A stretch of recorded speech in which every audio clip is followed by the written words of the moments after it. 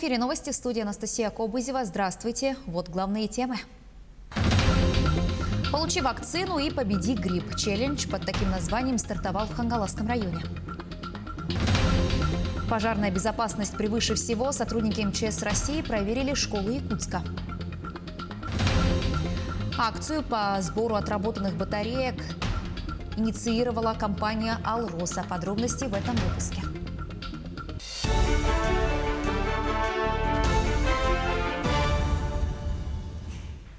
Вакцину от коронавируса начнут поставлять в Якутию на этой неделе. Об этом сегодня заявила заместитель председателя правительства региона Ольга Балабкина.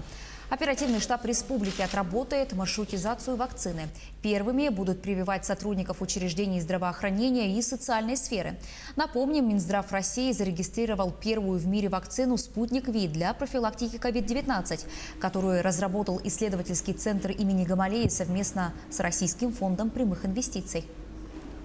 67 новых случаев COVID-19 зарегистрировали в регионе. Это данные оперативного штаба Якутии по борьбе с коронавирусом.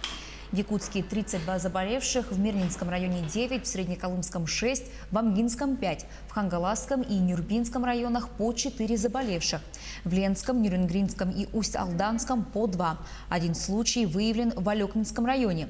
Все ближайшие контакты инфицированных выявлены и изолированы. Администрация Хангаласского района запустила челлендж «Получи вакцину и победи грипп». В преддверии сезона ОРВИ и гриппа и в условиях пандемии коронавируса вопрос иммунизации населения как никогда актуален. Подробности о прививочной кампании в районе расскажет Виолетта Засимова.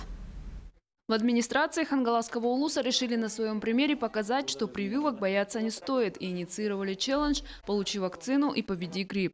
Основная цель челленджа ясна из названия – массовая вакцинация населения против сезонного гриппа. Суть челленджа – записать на видео процесс получения прививки от гриппа и в конце бросить вызов следующему участнику. От имени администрации Хангаласского улуса передаю челлендж «Получи вакцину и победи грипп» администрации и муниципальным образованием Мегина Хангаласского улуса и призываю население активно вакцинироваться против гриппа. Скажем «нет» гриппу! В этом году Хангаласский улус получил около 19 тысяч доз вакцин Совигрипп и Флю-М. Бесплатно, и в первую очередь их получают состоящие в группах риска. Дети, студенты, педагоги, медики, социальные работники, работники ЖКХ, пожилые и так далее. Они у нас трехвалентные. Это новые обновленные вакцины от штамма А и Б. На сегодняшний день в Улусе привиты от гриппа около 50% детей школьного и дошкольного возрастов. Сейчас самое благоприятное время для получения прививки от гриппа, пока эпидемический порог по заболеваемости ОРВИ не превышен. Но надо спешить, так как в Покровске уже зарегистрированы случаи ухода целых классов на карантин. Но если вот за предыдущую неделю смотреть, у нас заболело около 100 человек. Только за предыдущую неделю. ОРВИ. На сегодняшний день у нас закрыто в 2 школах 3 класса с количеством 50 детей. Стоит отметить, что вакцинация от гриппа в период пандемии коронавируса позволит избежать наложения инфекций и тяжелых последствий от этого. В случае отказа вакцинации против гриппа возможно микс инфекций. Это когда есть коронавирусная инфекция и грипп. Вот тогда у человека возможно более тяжелое течение и также в разы увеличит неблагоприятный исход. С 17 сентября поликлиника города Покровска приостановила прием плановых пациентов из-за ухудшения ситуации с коронавирусом. Прививочный кабинет закрыт. В связи с этим были созданы 7 выездных бригад по вакцинации от гриппа, которые будут ездить по населенным пунктам Улуса. Выездную вакцинацию рекомендуют проводить по коллективной заявке, оформляемую через работодателя. Виолетта Засимова, Федор Тарасов, Хангаласский улус. Рейды по соблюдению мер профилактики коронавирусной инфекции продолжаются в Якутии. Региональное министерство предпринимательства ежедневно проверяет предприятия торговли и общественного питания. С конца апреля в регионе проведено более 4000 выездных рейдов по торговым объектам. В целом, как отмечают специалисты ведомства, работники предприятий ответственно относятся к выполнению обязательных мер. Особое внимание на те организации, которые ранее нарушали установленные требования в период пандемии коронавируса. проводится практически ежедневно. Выезжаем, если поступают жалобы, либо по заданию оперативного штаба Республики Саха-Якутия. Мы проверяем по указу главы 1294, конкретно то, что столы должны стоять друг от друга на расстоянии 2 метров, а также то, что они работают до 12 часов ночи. И больше рекомендательного характера журналы. Это такие журналы, как уборки. Каждые 2 часа должны обрабатываться поверхности. И журнал измерения температуры сотрудников. Повышение качества жизни населения – главная задача всех представителей власти. Об этом сегодня заявил глава региона в рамках объезда социальных объектов столицы. Рабочая комиссия посетила 3 школы, 1 детский сад. Также глава региона ознакомился с проектом застройки старого города. Детский сад в новом микрорайоне «Прометей» был построен в рамках государственного частного партнерства и уже готов принять детей. В этом же микрорайоне глава Якутии ознакомился с ходом строительства новой школы на 990 мест. Сегодня завершаются работы по возведению цокольного покрытия. Особое внимание сын Николаев уделил строительным работам, которые сегодня идут на территории 31-й школы города Якутска. Напомним, здесь возводят пристрой для дополнительных классов. В новом объекте также будет современный спортивный зал, тир, библиотека, кабинет технологий. По итогам объезда глава региона отметил, что все работы идут по графику, серьезных замечаний нет. По линии федерального и республиканского бюджета строится сейчас еще 2 образовательных у нас здания. Это вот в 203-м микрорайоне по федеральной программе «Стимул». И пристрой, отдельное здание для 31-й школы, тоже очень переполненная школа города Якутска по линии республиканского бюджета. Оба объекта строятся в норме. Мы считаем, что до конца декабря этого года объекты должны быть уже сданы. И, конечно же, тоже позволят снизить нагрузку на переполненные школы и Октябрьского округа, и Губинского округа, где здесь 3-й микрорайон. Сотрудники МЧС России проверили школы Якутска. Особое внимание уделили наличию планов эвакуации, первичных средств пожаротушения, а также исправности системы автоматической пожарной сигнализации. Инспекторы Госпожнадзора проверяют умение коллективов школ действовать в случае возникновения ЧС и оказывают необходимую методическую и консультативную помощь администрации. На сегодняшний день порядка 90% учебных заведений готовы принять обучающихся. В них соблюдены все меры безопасности. Особое внимание уделяем на наличие планов эвакуации ручных огнетушителей, систем пожарной сигнализации. В ходе проверок были выявлены ряд нарушений, которые были устранены в период проверки.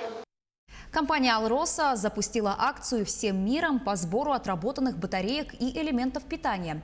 В компании изготовили специальные боксы, которые установили в торговых центрах столицы, а также в городах алмазной провинции Мирном, Айхале, Ленске и Удачном. По мере наполнения боксов компания утилизирует старые батарейки. Сюжет Ульяны Шагиной. Зеленые картонные боксы установили всего пару дней назад, и они уже пользуются небывалой популярностью. Вот и студенты Северо-Восточного федерального университета пришли в хозяйственный магазин не только за покупками. Заодно занимаются социально важным делом – избавляются от уже ненужных батареек. Очень удобно. Еще бы для бутылок еще поставили. Для пластиковых бутылок, да. Боксы – это только начало. Представители компании уверяют, что в год готовы ввести на утилизацию порядка 40 тысяч штук пальчиковых батареек. И самым главным участником этой акции, конечно же, становится добросовестное население. Совокупный вред, наносимый здоровью человека, окружающему миру, природе, колоссален. Поэтому акционерная компания «Алроса» старается привлечь внимание к новым формам экологического поведения, к формированию новой экологической культуры населения. Ртуть, кадмий, литий, марганец, свинец, цинк – это далеко не весь список тяжелых металлов, которыми начинена обычная пальчиковая батарейка. Отработанные источники питания при сжигании выделяют специфические газы, отравляющие людей. Батарейки, выброшенные как обычный бытовой мусор, они загрязняют природу. Например, одна батарейка формата АА загрязняет 20 квадратных метров почвы или 400 литров воды, грунтовых вод. Пальчиковые батарейки – один из самых покупаемых видов товаров и в современном веке. Жизнь без них немыслима. Без них не работают детские игрушки, не идут часы, не включается телевизор. Фотограф Кристина Босикова старается использовать при работе аккумуляторные батарейки. Но не всегда все идет по плану. Все вспышки, синхронизаторы, гирлянды мы заряжаем именно с помощью пальчиковых батареек. За это время у меня их накопилось на штук 20-25, наверное, на целый пакетик маленький. И я все искала, куда бы их сдать. В Якутии нет специализированных компаний по утилизации такого вида отхода. «Алроса» нашла выход из ситуации. После заполнения боксов собранные батарейки будут переданы для утилизации в город Челябинск, где будут рассортированы по химическим типам, раздроблены и снова станут ресурсами. Планируем собрать более 40 тысяч использованных батареек. Собранные все батарейки, использованные и элементы питания, акционерная компания «Алроса» централизованно передает для дальнейшей ее переработки в группу компаний «Мегаполис Ресурс». 40 тысяч батареек – это примерно полтонны токсичных веществ, которым компания даст вторую жизнь, переработав какой-нибудь полезный элемент. «Алроса» призывает всех неравнодушных к экологии родной земли граждан принять активное участие в акции. Ведь мы не должны забывать, что природа – наш общий дом. Ульяна Шагина, Семен Семенов, Марфелина Алексеева, Мирный, Якутск. 11 молодых оленеводов арктических районов получат единовременную выплату в размере 1 миллиона рублей. По условиям программы оленевод должен оставаться в регионе и иметь стаж не менее 4 лет.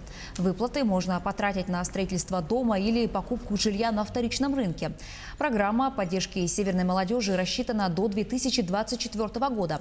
По поручению главы Якутии в следующем году в программу «Молодой оленевод» включат еще 7 районов республики, где также трудится молодежь в оленеводческих бригадах. У нас в республике уже который год действует программа индивидуального жилищного строительства. И она вот как раз федеральная программа. И требует, вот эта программа требует именно со стороны участника вложения 30% своего начального капитала. Но оленеводы с учетом с низкой заработной платой не могли участвовать в данных программах. Но мы надеемся, что вот эта социальная выплата им поможет вот именно участвовать в данной программе.